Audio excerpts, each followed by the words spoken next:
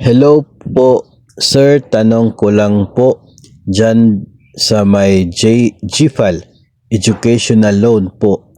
Pwede ba mismo ang borrower po kung kasalukuyan ang schooling po niya?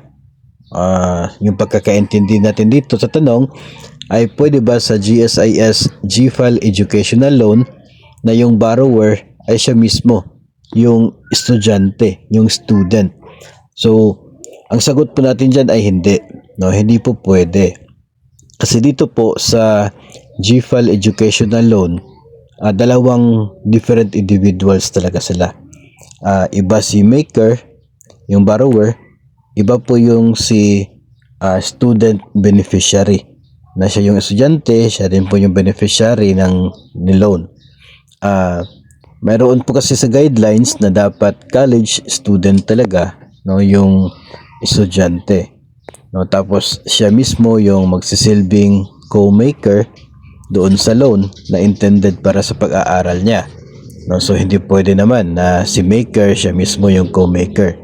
Tapos ang sinasabi po doon, dapat kumukuha ng bachelor's degree, no, private or public school, 4 or 5 years na pag-aaral. So dahil po yun ang requirement, so masasabi po natin na hindi pwede itong si borrower mismo na maging beneficiary para po sa GFAL Educational Loan.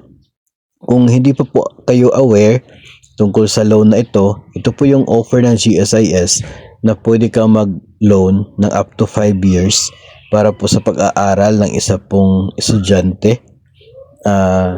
Tapos maximum of 100,000 per school year yung pwede po na ma-avail. Direct na babayaran ng GSIS yung paaralan, no, through your statement of account. So wala pong pera na mapupunta kay borrower. Tapos babayaran ang loan na ito sa loob ng 5 taon pagkatapos po ng pag-aaral. So doon sa 5 years na yon, doon pa siya mag-deduct from your salary. At a basic requirement po dito na dapat umabot na ng 15 years in service itong si borrower bago siya maka-avail doon sa GFAL Educational Loan.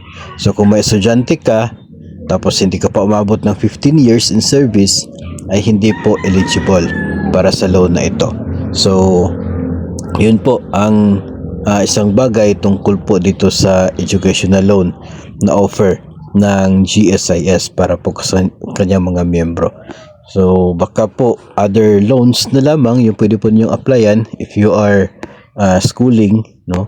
Baka pwede po kayo mag-apply ng MPL para magagamit niyo pambayad sa tuition at sa mga needs sa paaralan. Pero dito po sa GFAL Educational Loan ay hindi po siya pwede kung ikaw mismo yung nag-aaral para po sa inyong pong masteral o kaya sa doctorate degree.